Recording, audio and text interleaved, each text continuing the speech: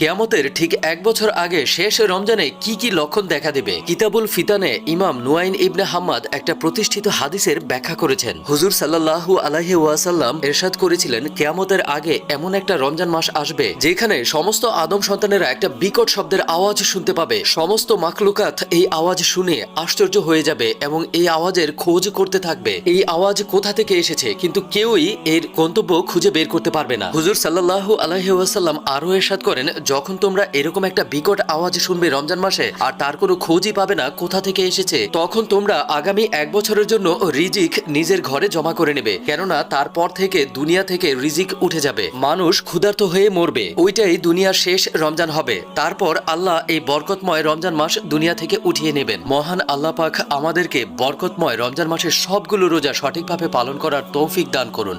আমিন।